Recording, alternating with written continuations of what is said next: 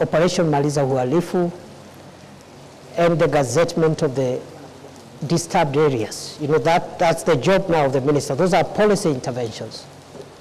But I was able to push through in a very difficult financial situation prevailing then in the country, an injection of a significant amount of resources to acquire equipment to assist the police in their operations, which has been the missing link for many years.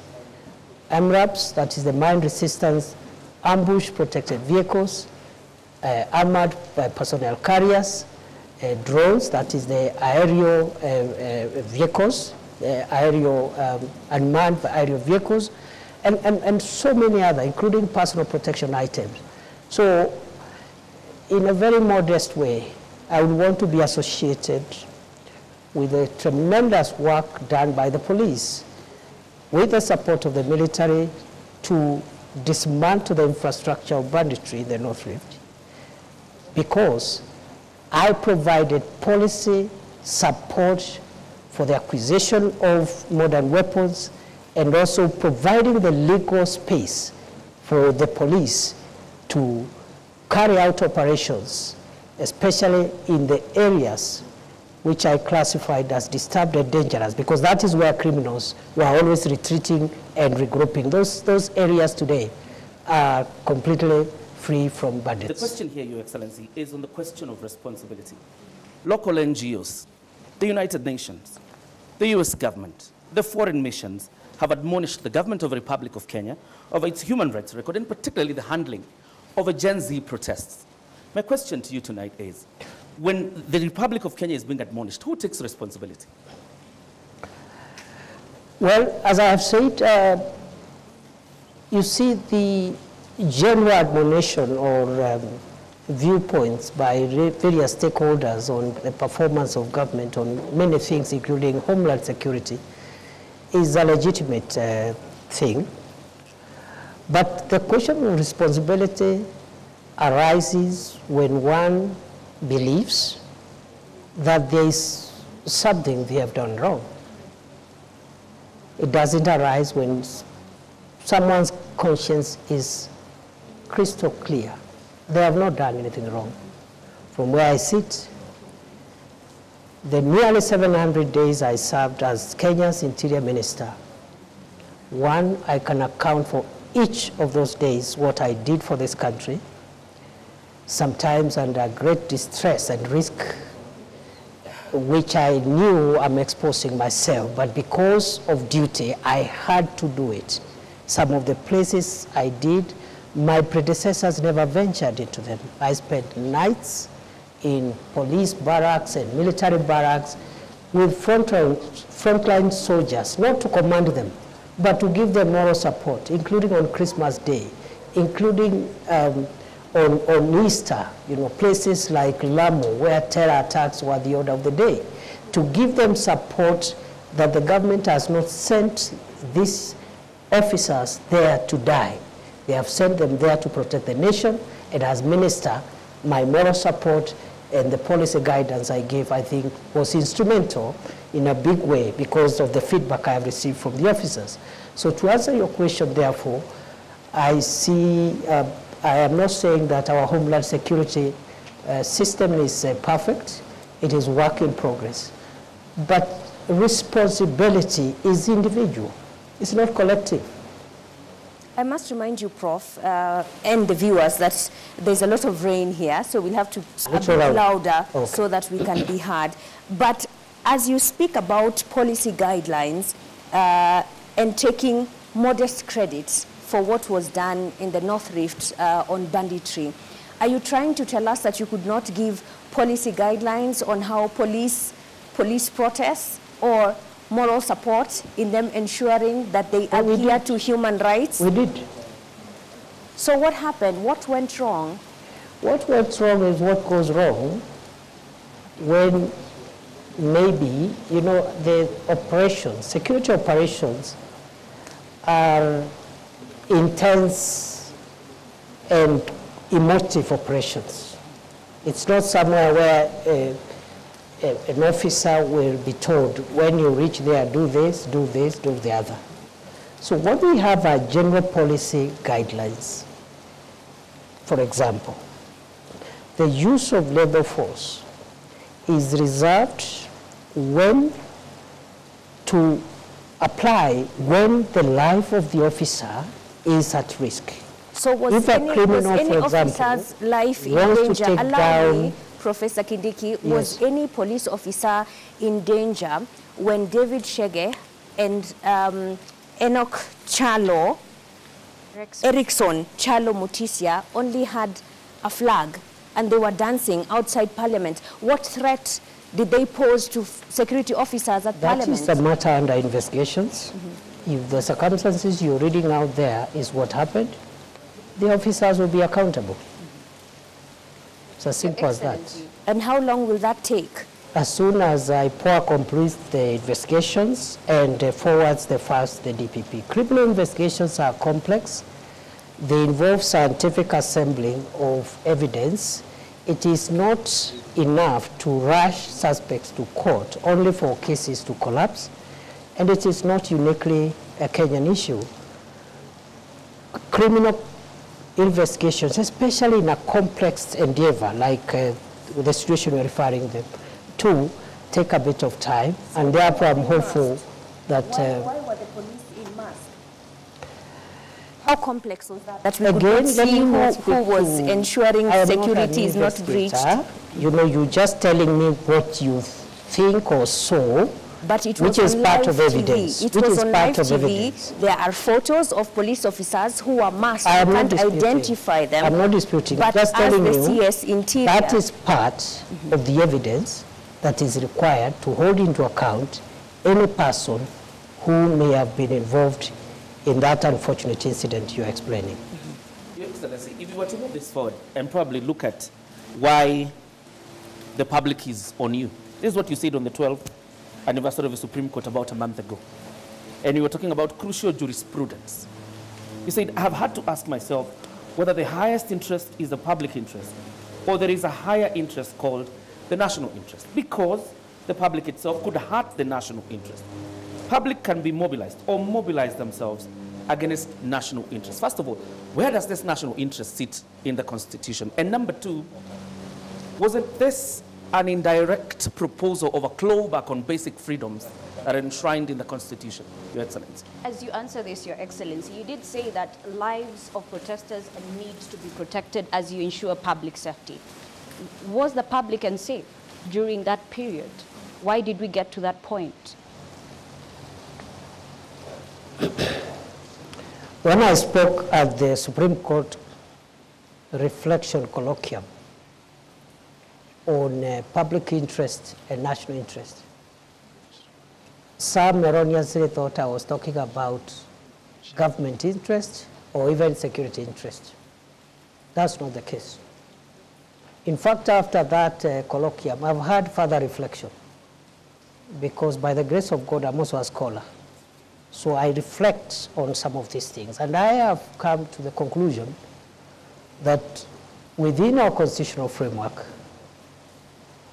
we can categorize three forms of interest that could be expressed by members of the public, rather than two, three. One is popular interest. And the question I'm asking myself as a scholar and a student of constitutional law is whether what is popular is in the public interest all the time. I am not sure. I am not sure that what is popular is in the public interest. I don't believe. Sometimes, yes, maybe not all the times. But at the Supreme Court colloquium, I also asked, is there a hierarchy of norms in our Constitution such that we have public interest and national interest? And for clarity and avoidance of doubt, national interest is not government interest, and it's not the interest of, it's not security. What I had in mind is, you're aware, our Constitution allows the people of Kenya to express themselves in exercise of their sovereignty in two ways. One, through elections. Two, through referenda.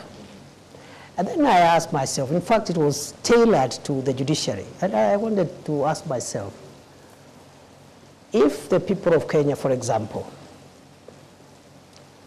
agree and express themselves in exercise of their sovereignty to change the constitution in a referendum and vote to remove the judicial arm of government, and they decide we don't need the judiciary.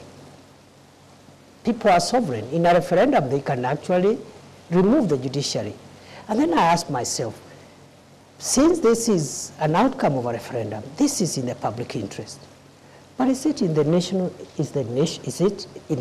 interest that really you can have a modern country, a democratic country without a judicial arm of government? But these are two different scenarios, DP, because this was about taxes that Kenyans felt were unfair, and their leaders at the were Supreme not Court, listening to I them. was not talking about the protest at all. You can look at my statements. I was not talking about protest.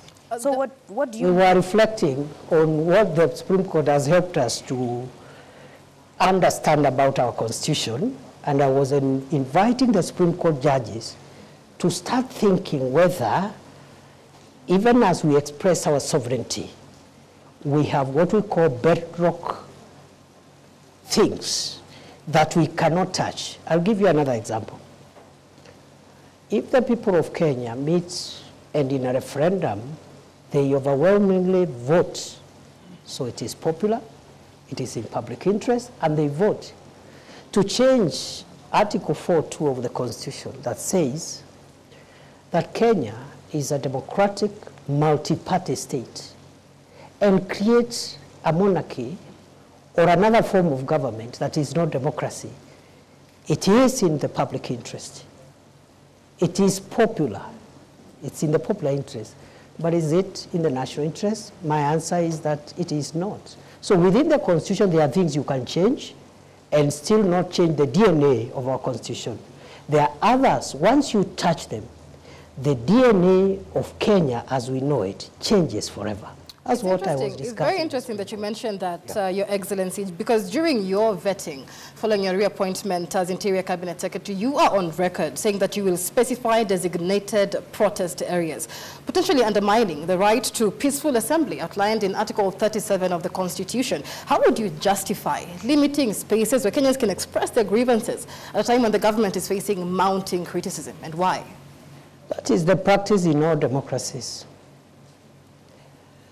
Show me one democracy where people are free to express themselves anywhere, anyhow, anytime, notwithstanding the rights of other people, including traffic, the right for traffic to flow, and so forth. I have been, before I became minister, I was an academic. And for about 12 years, I traveled to about 100 countries around the world. So I'm very familiar with many democracies. Many of them, including the Hague, where I spent almost 7 years in the International Criminal Court trials, they designate places where you go and express yourself. Every institution actually is mandated. If it's parliament, they designate a place, and then the police gives some routine. They say between 11 a.m. and 3 p.m., a certain group will protest. And they tell the police will be about 500 and so forth, and then you protest there, you hand your petition, someone comes and receives petitions, then you vacate. Maybe in the evening, another group will come. That's what we might start thinking about. But as long as we think that expression of rights means you venture and frustrate everybody else who is not part of your protest, then we are courting anarchy, and that's not part of democracy. Peaceful protest, because even if we go to Chacha, even when you saw the protests regarding the 16 days of activism against gender-based violence, they were just roughed off by police. One even wonders, because we even have had leaders who have expressed a fear and concern that actually it's not even Kenyan police. So who are these that appear when Kenyans exercise the democratic freedom of picketing? The example you have given was regrettable, and government has already addressed itself to that issue. The Principal Secretary for State Department for Internal Security did Don't you think the precedences are too many? Not really. I don't think so. And I think with the apology that the State Department gave, I think Kenyans should give government the benefit of doubt. Mm-hmm. Because if the intention was to keep on doing this thing, then an apology was unnecessary. If you know you're going to do it again, you just keep quiet and do it the following day. Did you realize this only when you became the interior boss? And despite having served in various capacities in the leadership of the Senate, you didn't think of introducing that bill then? In 2015, I introduced the Homeland Security Bill, which, as leader of majority in the Senate, which was taken up and became part of it is what became the miscellaneous security laws of 2014. I know some parts of that law were struck out, but 85% of those laws are what has made Kenya specifically stable, on limiting the protesters. The security laws did not cover the issue of protest, but it covered a wide range of issues that we needed to deal with to make sure that our country is safe. But on the other hand, legislation is work in progress. It doesn't end with one piece of legislation. It happens every day. Democracies which have been in place for 300 years are still making law, even security-related laws. So I did my bit in certain aspects, as in the example I've given you, but it is not true that when somebody serves as a member of parliament or Senate, everything that needs to be legislated will be done during that time. DP, as we wrap this topic up, there's one question that many Kenyans would like to know. In a Citizen TV interview after the protests, you said that infiltrators were linked to elements within government and opposition. And you said we have evidence leading to political operatives from across the political divide. We will prosecute. How far are we with that? How many of those planners or operatives? Last time I checked, I've been following up after that, and you know that's not too long ago. That was July. After that, as you're aware, the cabinet was dissolved, the entire cabinet. For that period around August, there was no cabinet. July, August, and then September, the vetting. So by the time I went back to the ministry, it was sometimes, I think, August, October, I can't remember the date.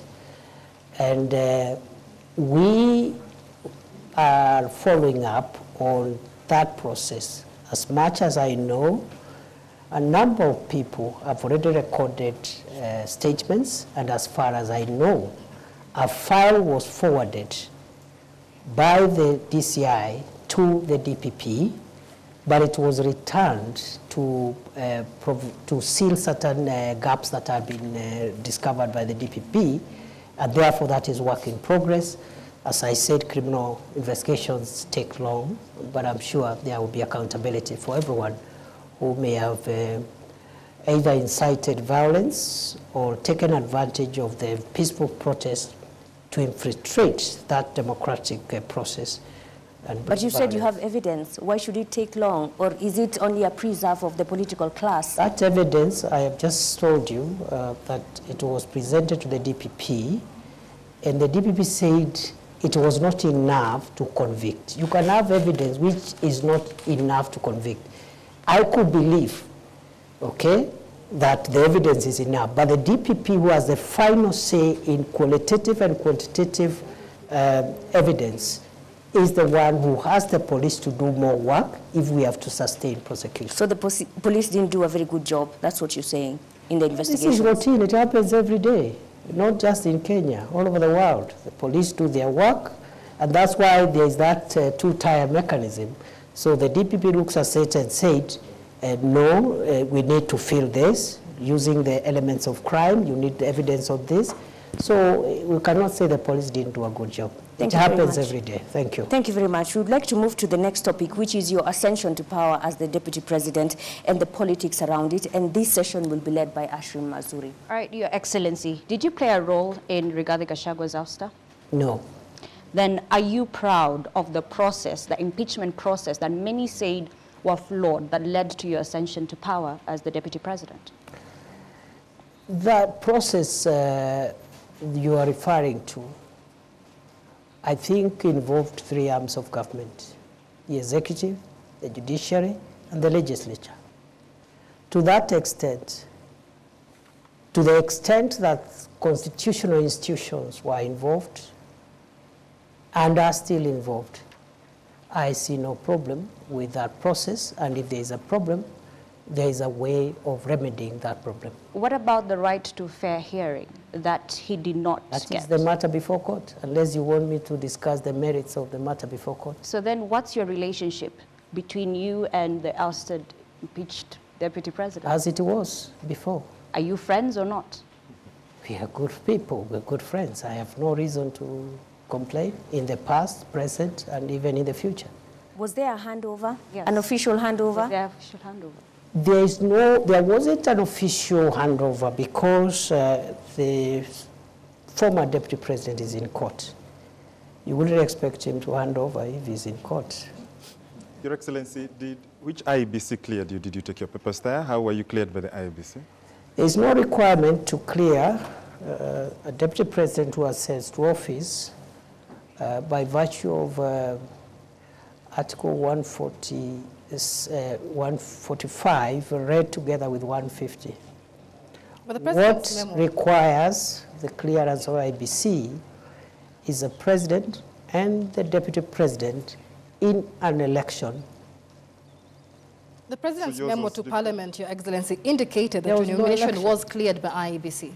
There was no election. I assumed office through a process different from a process following an election. Is it an indictment of the judiciary, Your Excellency? Because the former Deputy President, through a court process, is actually outside. We have the governor of Meru, who is in office, even through a similar process. What kind of jurisprudence is that creates two forms of justice in your own understanding? And this is from a point of view as a law professor. First, the two cases you have cited were beneficiaries of court injunctions. The only difference is in one, after the inter partes hearing of the matter around whether or not the injunction should be preserved. In one case, the court found that the injunction needed to be lifted. In the second case, which also there has been an injunction, the court found yesterday that there is no need to lift the injunction. That's the only difference. And it happens in courts all the time, not just in Kenya, all over the world. In fact, the finding of one court is in many cases overturned by the next court the following day. So there is no inconsistency whatsoever. That is judicial practice. A judge, even one bench of 3 judges, one judge will say this, 2 other judges will say different things, or the same subject matter, same articles, same evidence, same parties. That's how, that's the independence of the judiciary is not just institutional. It is individual, it's decisional. Every judge carries decisional independence. Your predecessor, Your Excellency, says the reason you ascended to this position is because you are a yes man. You cannot mount any challenge whatsoever to the president. I'm putting this question to you tonight. Are you your own man? Are you a yes man? I am my own man. On the second issue, I would like to respond as follows. My understanding of the role of the Deputy President is not to challenge the president. It is not in the Constitution. It is not in any law. It is not in any practice. That is not the job description of the deputy president.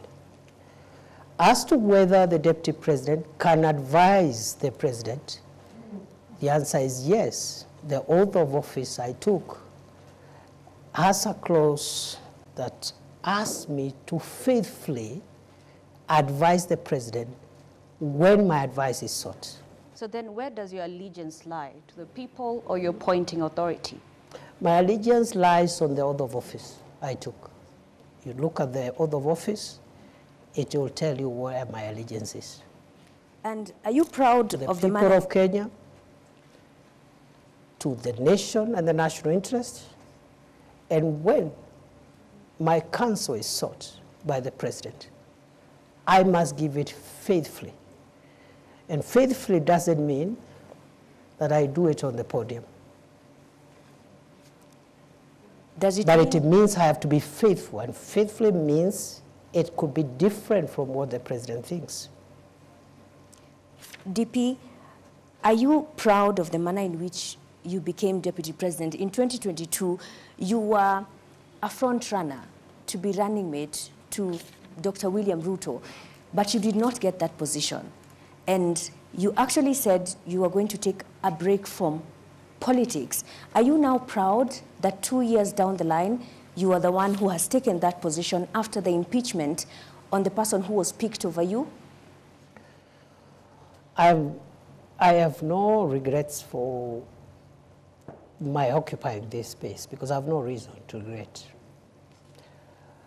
It is true I was a front runner to be deputy president in 2022 through a process that was conducted by my party. I was not successful.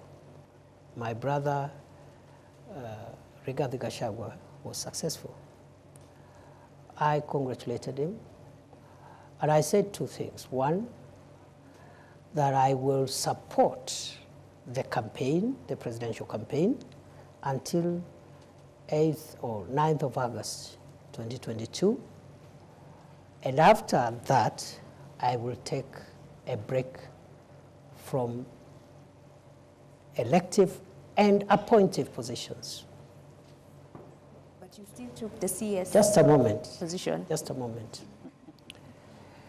After I made those two very important decisions, which I made after soul searching and consulting everyone who needed to be consulted, my party and its leadership met and persuaded me as a member of the party, because I didn't say I'll leave the party. I said I'll campaign for President Ruto and his deputy, but after that I'll not be running for any office. I'll take a break for 10 years. And therefore, the party met and persuaded me to change my mind and accept an appointive position as Minister for Interior, which I accepted. That's all. Are you the kingpin of the Mount Kenya region? Which office is that?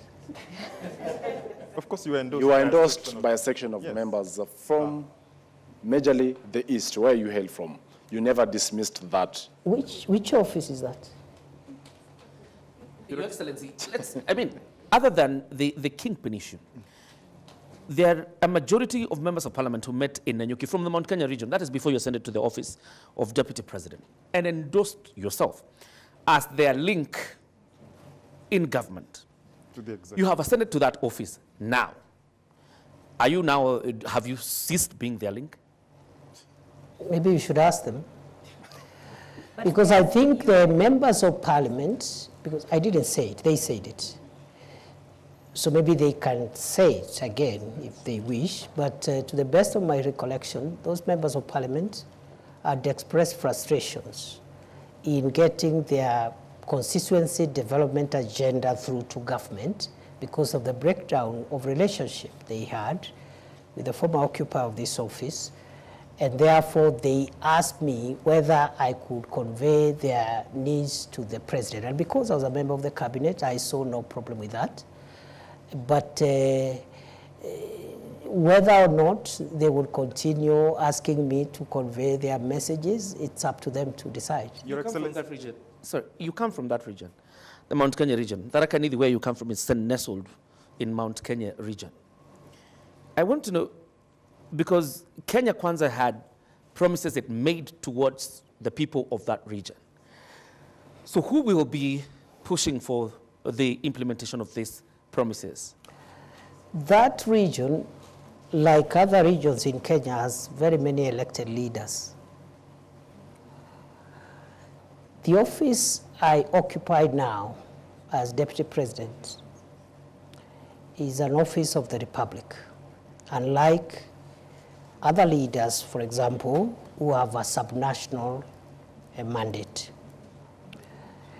And therefore, the way I see it is that the people from the region you're referring to, which happens to be where I was born and raised, have a right, just like the people from the coast, Western, Nyanza, Rift Valley, Northeastern. They have a right to use this office, because it's a national office, to channel their needs, interests to the government. So I see no contradiction. I see no change of position.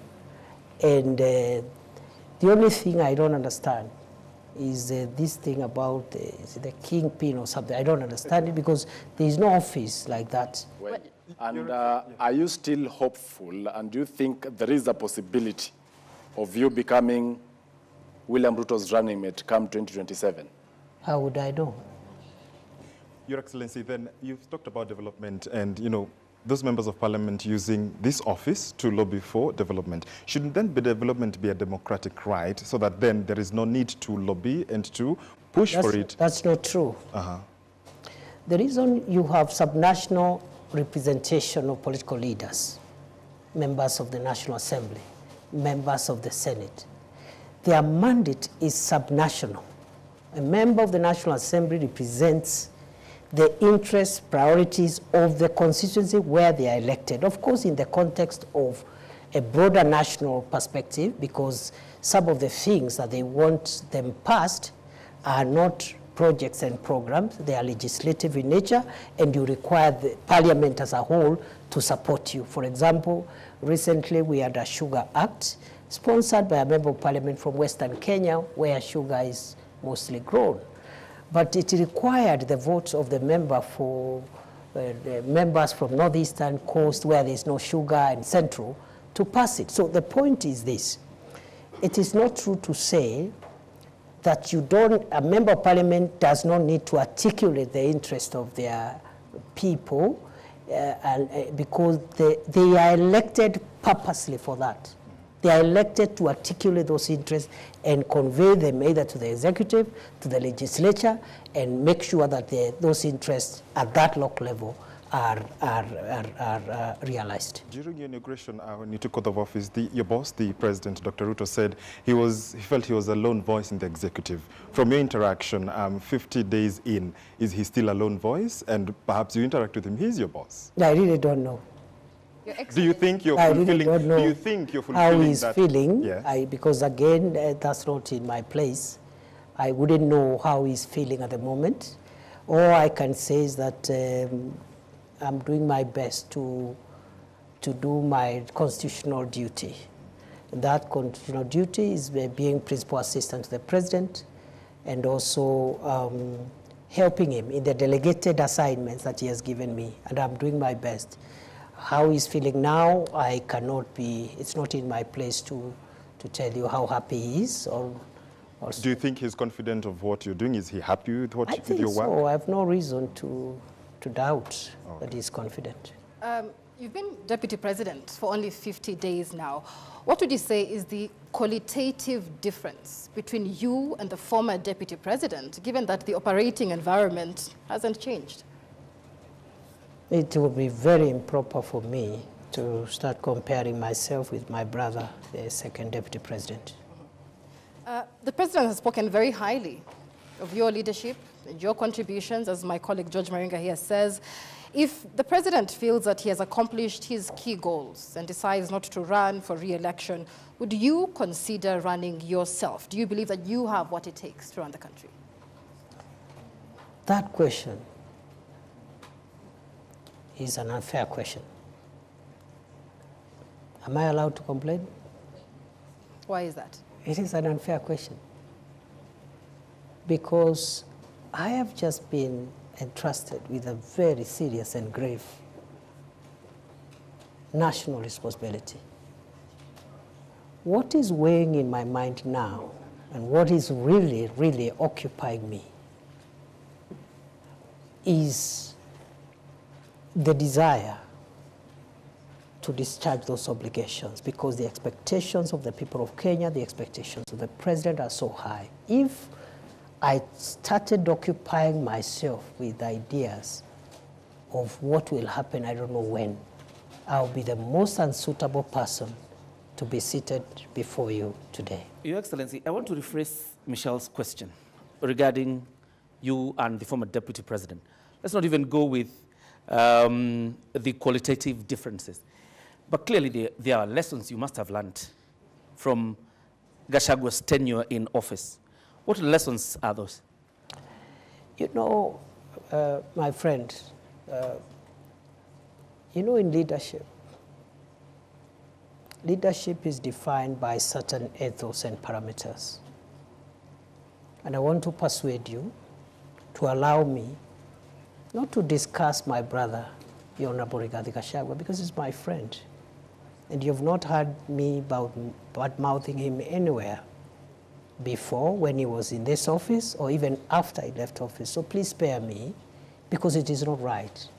It is wrong to start comparing myself with the predecessor or someone who occupied this office now or in the past, or a person who would occupy it in the future. Are you being cautious, Your Excellency?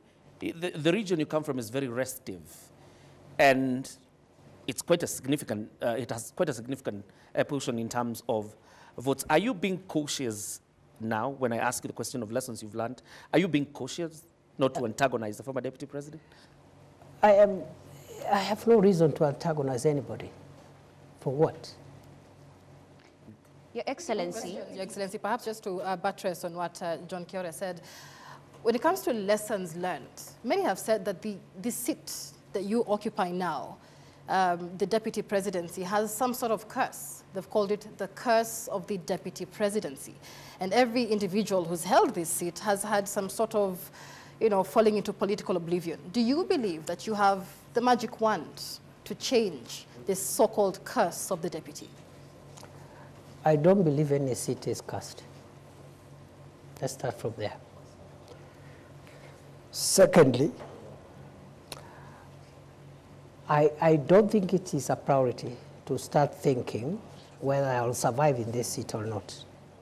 As I have said, what is weighing in my mind, the same way when I became Interior Minister and the North Rift was in that shape, Lamu, Boni was in that shape, and Northern Kenya was that shape. I told myself, including the passport crisis, I said, if I will last here for 1 year, I want to try my best and have these challenges under control. So for me, I cannot start now entertaining myself on what will happen to me, whether I'll succeed here or there. That's not for me to determine. It's beyond me. What is within my reach, what is within my control, is the focus to deliver on the job. As to whether I survive or what happens, that is not within my reach, and I cannot control what I cannot control. DP, we need to move forward to the next topic, but I would like to end this with this question. The mountain which you seem to be avoiding is hostile ground right now, and not just the mountain. The government is struggling with its popularity as the president's principal assistant. How are you working to change that perception of Kenyans? And more so those who are... Did you Did you say that the mountain is restive? Yes. The reception in Embu, for example, in Nyandarua the other day, residents refused to listen to the president's speech. In Nakuru County, at a burial, again, they did not want to listen to the president's message. That is democracy. That's how democracy works. Is in that hostile ground to the government that you serve as deputy president now? You see, there is a difference between running governments and being popular. Those are two different things. And for me, a leader should be least worried about popularity. The worry of a leader should be their pace and focus on transforming the lives of the people. And do you think the lives of the people have been transformed? Leader is not necessarily one who is popular all the time. However, a good leader knows when to be popular. Don't you think that popularity has gone down because Kenyans' lives I really don't think so, because at the moment, President Ruto and his administration now in the midterm is not in their priority to look for popularity. There is no election taking place.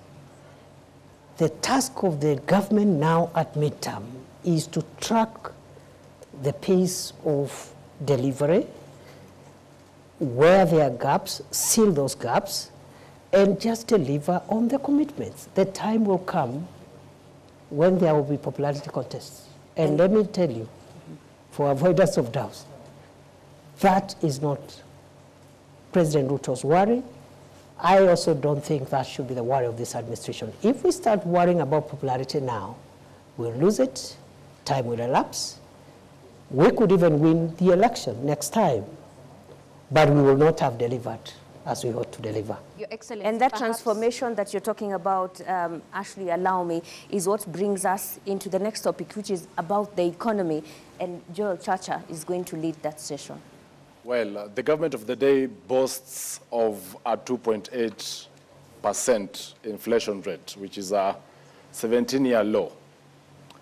But the question here is on the shrinking disposable income. That is through what many may consider overtaxation. And the purchasing power, hence, is low. How are you working to ensure that there is money in the pockets of Kenyans? Thank you. When President Ruto took over leadership of this country in 2022, the 5 or 6 macroeconomic indicators were not looking good. And I need to clarify now that I have this opportunity. Many people think when we project that time frame, so that to show the distance we have covered, we are casting aspersions at the previous administration. That is not true. Kenya got to where it was in 2022 because of factors mainly beyond the control of President Uhuru Kenyatta, because the country's economy was shut down for nearly 2 years by COVID-19. No economic activity. And then, of course, the war in Ukraine, which affected the global supply chain of wheat and other oil and foodstuffs, and many other factors. So when we refer to 2022, it is not political. It's just a fact. And in any case, that's the only way we can explain what we have done. Now, straight to your issue. The macroeconomic indicators were bad.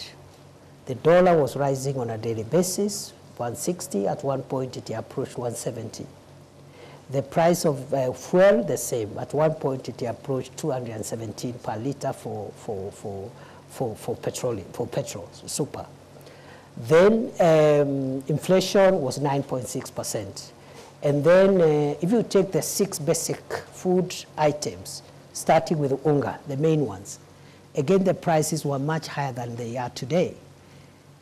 Today, essential commodities, 2 years later, are down significantly. Just to give unga as an example, from 240, 250, 230, depending on the brand, to now something between 95 and 120, depending on the brand, maybe 120 something. Number two, the foreign exchange stability has been realized for more than a year now, from the high of 160 plus to now 127, 129 for some time. The same applies to the price of fuel, which is decreasing every day, every month, including last month when it went down by 4 shillings. Inflation again from 9.6 to 2.8%, the lowest in 17 months. Now, in 17 years. Now, that has not happened by magic or by chance. It has happened because of policy interventions, subsidizing production as opposed to consumption, the fertilizer subsidy, and so many other interventions in various sectors that has managed the macroeconomic situation. It has taken 2 years. But flashback to 2002 when President Kibaki took over, when we had similar situations at the exit of President Moi. It took President Kibaki 6 years to bring back macroeconomic stability. President Ruto has taken 2 years, by the grace of God. So the 2 years look a bit long, but in the context of what has happened in the past, I think this is a bit of a very good trial. What remains now is what you're asking me. The macroeconomic stability, for it to be felt by citizens, must be followed by microeconomic stability, which is improving household incomes, creating jobs, and so many other things that we are doing in the space of SMEs, in the space of the various sectors, including manufacturing and tourism. So, to answer your question, the macroeconomic transformation and the microeconomic transformation cannot be taken simultaneously. One must precede the other. Going forward, therefore, the remaining 3 years is the interventions. We're going to have interventions that will respond to the issues you say. Already those interventions have been operationalized. They are on course, creating jobs through the 3 major prongs, creating jobs at home, creating jobs online, creating jobs even overseas, and then also other interventions that will enable disposable incomes in the pockets of individual citizens. But Going how would forward, that really it can only be achieved when the whole problem begins with our budgeting? For instance, despite the challenges faced in the fiscal year 2024-2025, your projections in the next fiscal year for 2025-2026, you're looking at having a budget of 4.25 trillion Kenya shillings, with the revenue, ordinary revenue, actually crossing the 3 trillion mark.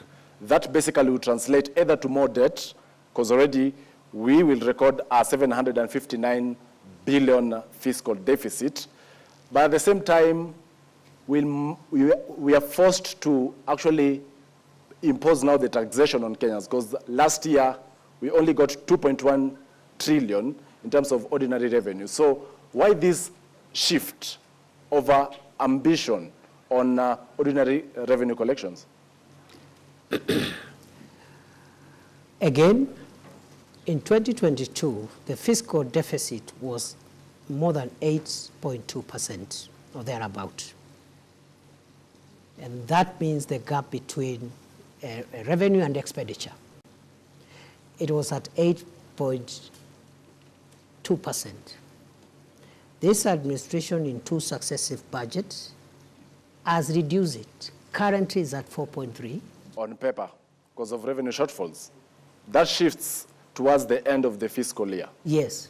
And you are forced to bring a supplementary budget. We are forced, but in all fairness, where the fiscal deficit is now is not where it was in 2022. And in fact, I am confident the Treasury will bring it further down this year.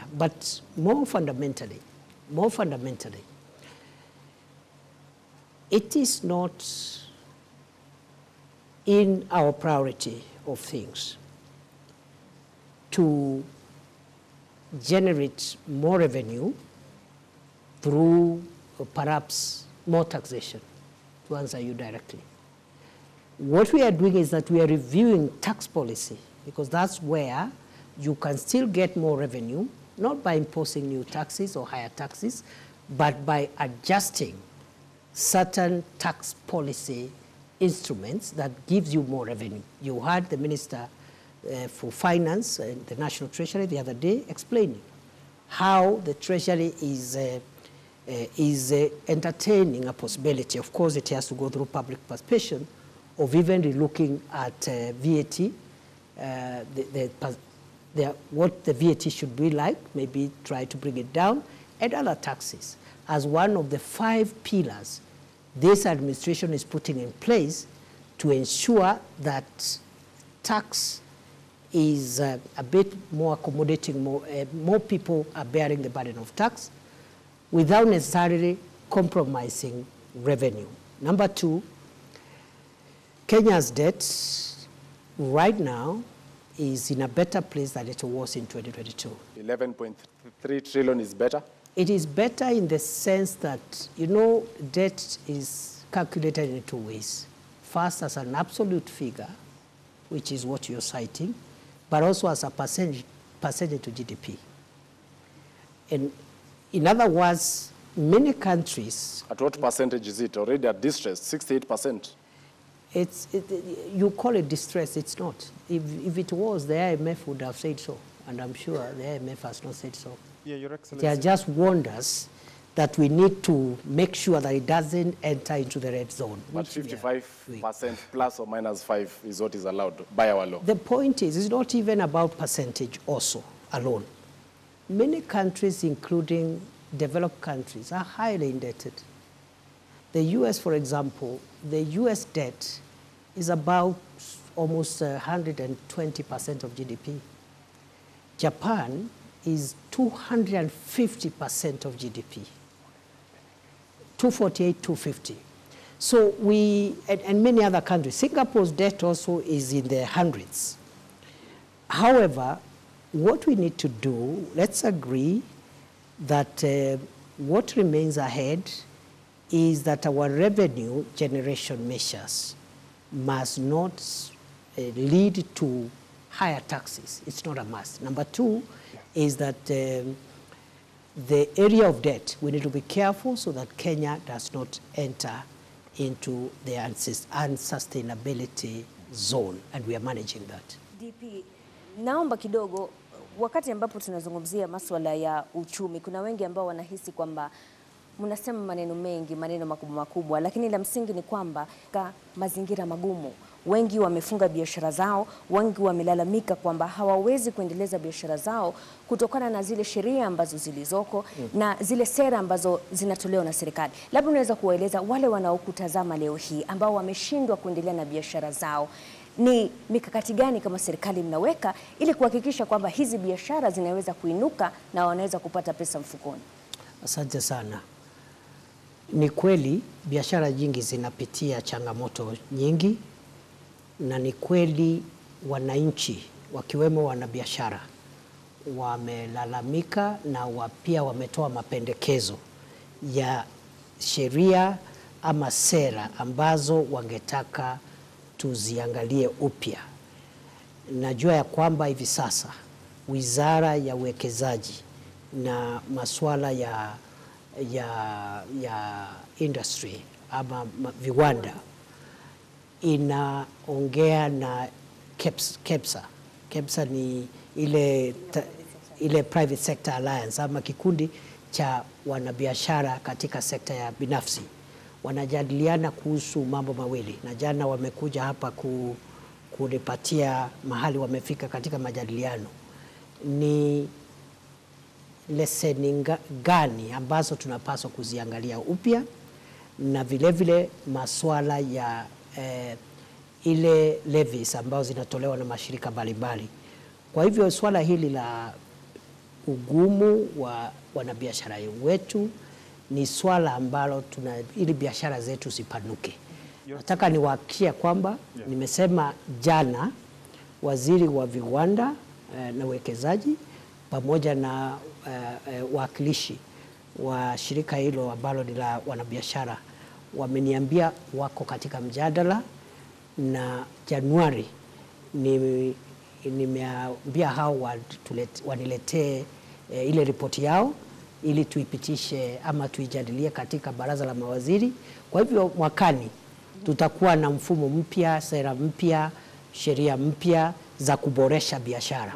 Lakini pia kuna wale ambao wanasema, nikimalizia, kuna wale ambao wanahisi kwamba hizi biashara kuna mazingira magumu kwa sababu wale ambao wanapata mshahara, kwa mfano, zile pesa ambazo wao hutumia kwenda kwa hoteli, kwa mfano, kwenda kununua chakula, zimepungua kutokana na yale makato ya mishahara. Kwa hivyo wengi wanashikilia zile hela kidogo walizobakishwa nazo, ndio maana hizi biashara hazisongi mbele.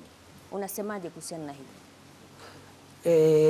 Unajua, nimesema ya kwamba Wizara ya Hazina ya Kitaifa imesema ya kwamba iko na mambo manne ambayo inataka kushughulikia ili kujaribu kusawazisha maneno ya kiuchumi na kuhakikisha wananchi wamepata nafuu ya kiuchumi katika household, yani katika individual level, sababu tumekuwa tukikabiliana na mambo ya kijumla.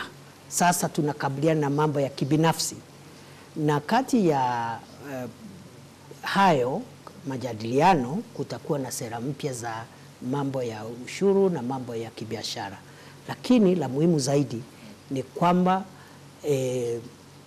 katika hayo majadiliano ni lazima tujue ya kwamba ile ushuru ambao unakatwa, kwa mfano katika mambo ya bima ya afya, unaweza kuwa unapunguza kidogo mshahara wako kama mtu ambaye ameajiriwa kazi, lakini ile bima ambayo ni ya kila mwananchi itapunguza zile harambee za kimatibabu. Kwa hivyo wewe labda pesa yako imepungua kidogo, lakini hizi harambee 5 ama 10 ulikuwa unaitwa kwa sababu uko na mtu kwa familia yako na shida ya figo, shida ya hizo harambee zikipungua, there is a net off. Kuna vile hiyo mkato imekunufaisha hata kwa njia zaidi kuliko vile ilikuwa, because swala la naibu rais, lakini unapozungumzia masuala yote licha ufanisi huu wote, we've seen the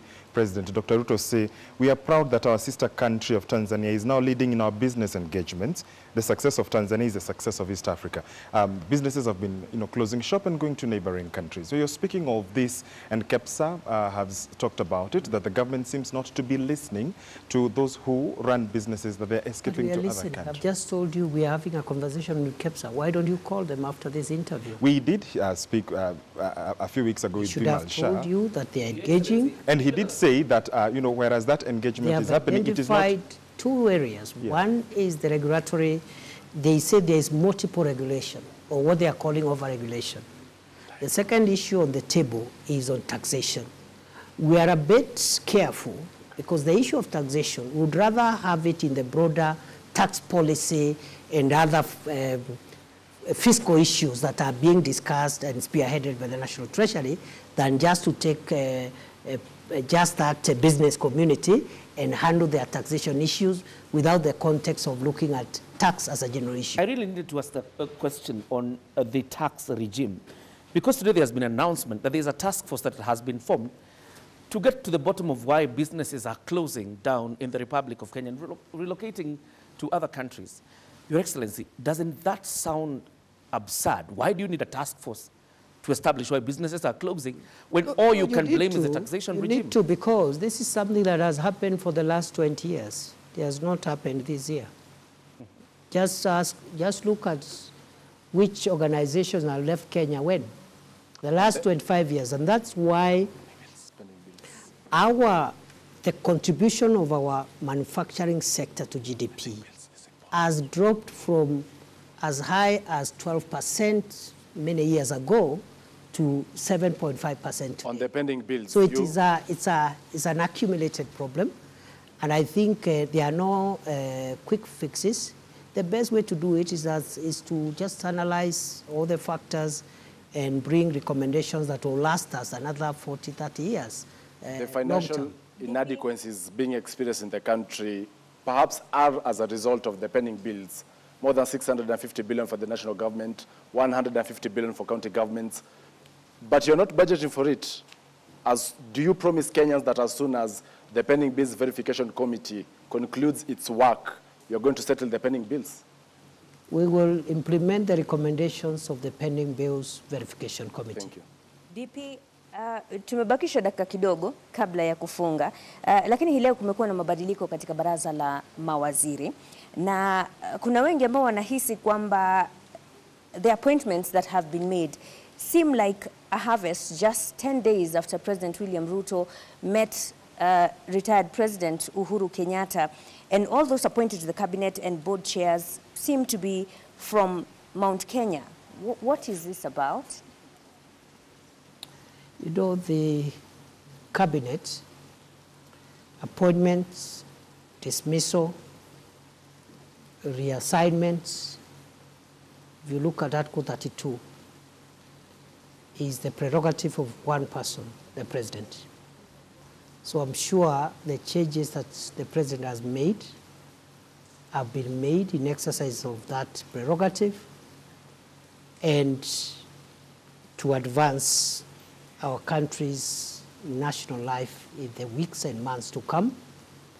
I cannot directly associate themselves with the political developments, but also I have no reason to disassociate themselves from any political development, because the president has made it clear that for the country to pull and rally itself to do the heavy lifting, there is need for a broader political consensus. It started with the inclusion of the partnership with some of the ministers who were appointed, who were allies of former Prime Minister Raila Odinga. The ministers and parastatal chairs who have been elected, who have been appointed today, many of them worked under President Uhuru Kenyatta. That is in the spirit of broadening political consensus so that we can focus not on political competition and the quest for political survival, but on pulling the heavy agenda that we need to pull to transform Kenya and carry everybody. But there are those who many Kenyans feel duped or betrayed by the Kenya Kwanza administration, because during the 2022 election campaign, the hustler narrative was a cornerstone of the Kenya Kwanza administration, a breakaway from traditional political dynasties to more ordinary Kenyans, right? But the appointments being made recently by President William Ruto are people or individuals from established political families. It looks like the Kenya Kwanza government is running away from the hustler narrative back to the dynasties to save the day. Why is that? As any of the ministers and parastatal chairs who have been appointed today coming from established political families? Yeah, they do come largely from the Mount Kenya region, especially. Sorry again? Sorry again? They do come, many from the Mount Kenya region. Many who've been in government before, and you remember the call, especially during the Gen Z protests, was to drain the swamp, to have something new in the Kenya Kwanza administration. I don't know what you call something new, because even the ones who have come are new. They were not there, they are new. Allow me to rephrase her question, because this is what Kenyans feel, that the political class has regrouped and forgotten about what Kenyans want. What would you tell them tonight? I don't think so. First and foremost, as I said, this is not time for politics. Let's start from there. That time is coming. And we will all do politics and do it so well. Right now, it's time to do the very, very delicate and important work of pushing the country's development agenda. So the issue of, I don't know, who has betrayed who has regrouped with who, for me, the timing is wrong. Okay. And for Kenyans who are expressing their democratic views about some of these developments, they have their time when it is election time to express themselves on what they think about those in leadership. Your Excellency, to matters now development projects, and we've seen the issue that Kenyans are actually expressing is that this government is forcefully imposing government projects, programs. For instance, vaccination of animals, SHA, that is the Social Health Authority, affordable housing, and I'll begin by that before we get to the specific programs. What do you make of, or what do you think about this? Because Kenyans say it is too soon. It is being buttressed on them. You're forcing it down their throats. That is not true. Maybe it's a misunderstanding, because has anybody been arrested for not doing anything? What the government is doing is it is doing its obligations to the public. The government's obligation to the public is to work for the national interest. The national interest in this matter includes, for example, universal health coverage, making sure as many Kenyans as possible have medical cover, because many homes have been rendered poor. Even people who had something, they have sold everything to pay for medical bills, especially when it is chronic and critical illnesses. Okay. Many poor people live by chance. They take herbs, they go for, some look for witch doctors, they cannot access medical care. So we are saying, what government is saying is that it is in our interest as a country that every Kenya has an insurance, a medical insurance. It is not taking people to court for not having a medical insurance. Those are two different things. Okay, fine. The same with vaccination. What the government is saying about vaccination is that we have certain targets as a country to grow the livestock and that value chain around livestock and livestock products. For us to reach those targets, we need to access European market, the Middle East market, and even the regional market under the African Free Trade Area, and then also under economic EPAS, the partnership between Kenya and the European Union, which we signed last year. In many of these markets, our products are being denied access, and one of the requirements is sanitary and phytosanitary standards. That is to say, health-related standards. One of the requirements for us, for example, to meet our export demand is that your herd must be vaccinated. And what we are rolling out is a vaccination program which has always been there for 40 years, but because there has been no campaign, high-level government campaign, we've been vaccinating about 10% of livestock. So many of our livestock are rejected when we take them out either as live animals or beef because of the vaccination question. So it is purely a disease control issue.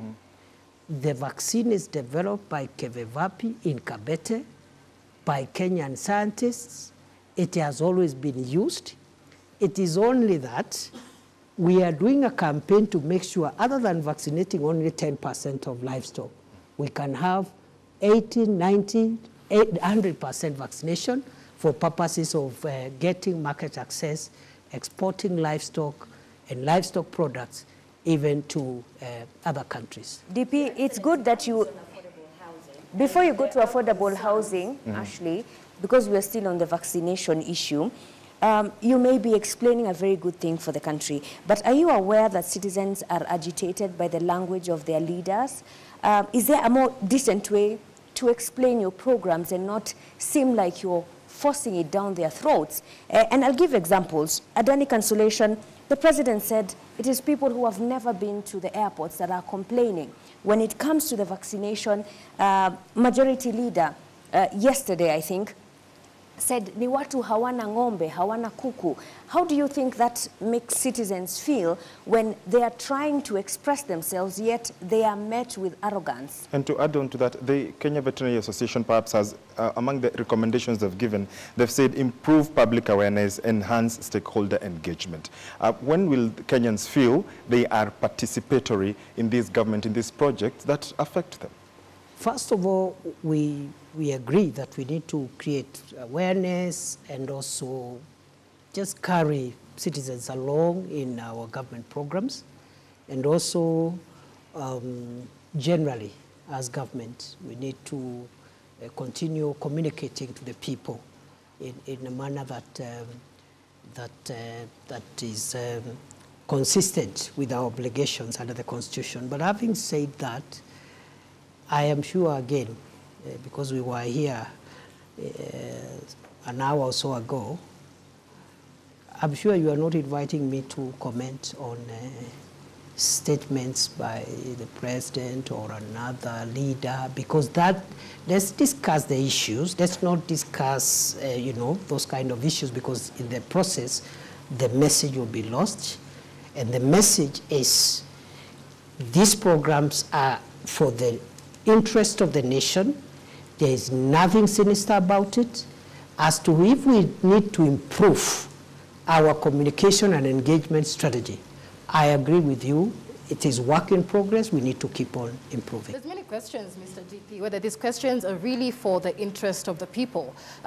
We, as the media, have reported every day, Kenyans are deeply frustrated with the Social Health Authority. Many, in fact, say NHIF was working. When you come to issues like affordable housing, we were told there was public participation, despite public discontent. When it comes to livestock vaccination, the same thing. Is the government hiding behind the facade of public participation to pass unpopular programs, knowing very well that there's no legal binding framework on public participation? And so the government really isn't bound by Kenyans who say we don't want SHA. We'll go back to what we said earlier. The government must continue listening to the people and getting input from the people. But the government also has a duty to carry out programs for the transformation of the country. Some of the programs that will transform Kenya may not be popular now, but they'll be popular sometime. Singapore, for example, which many people praise, one of the factors and anchors that took Singapore where it was among other anchors is the housing anchor. And today, if you look at the Human Development Index, Singapore is up there, and one of the variables is housing, because almost 99% of everybody has a decent home. So, and it was unpopular at the time when the Singaporean leader was bringing this program. It was very unpopular. In fact, it had a component of compulsory savings. But today, many years later, after this leader left the scene, the people of Singapore are very happy that this project propelled their country into the first world. So I will end with what I started with, that what is popular may not even be in the public interest. And sometimes what is in the public interest may not be in the national interest. And the work of government is not to look for popularity. Popularity is a function of elections, which we do every 5 years. And every politician has a way of transacting with electorate to look for popularity during election. In between here, it is to engage the people, listen to the people, which we are doing. In many instances, we may not be perfect because government is a human endeavor. Like any other, we are not 100%, but we are continuing to listen. And as the president said during the State of the Nation address, listening is a full-time occupation of every leader. Thank you very much. And therefore, these programs may have the kind of, the consensus is not yet there, but they will transform Kenya. And many years later, when many of us who are in this space are not even here, Kenyans who will come in succeeding generations will be grateful for the housing program, the universal health program, the agricultural reform program, and all the other programs that this government is rolling out for the transformation of Kenya. Thank you very much, Deputy President, Professor Abraham Kithure Kindiki, for your time. And I think Kenyans tonight will be waiting to see what will happen next in terms of how you listen, how you communicate, and how you take action after you have made promises. Asante sana. Mimi nimekuwa wako Mashirima Kapombe kutoka runinga ya Citizen. Joel Chacha kutoka runinga ya K24. Michelle Ngele Odhiambo, NTV. John Jacob Kuria, KBC. Ashley Mazuri, KTN. George Maringa, TV47. Usiku mwema mtazamaji.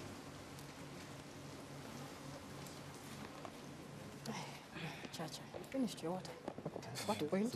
I'm asking Chacha, what time did he have to finish his water?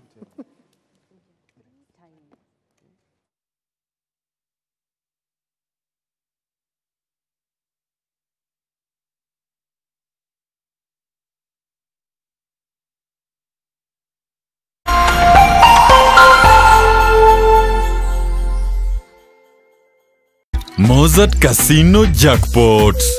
Zungusha gurudumu la furaha. Kuwa mshindi. Mozart Bet.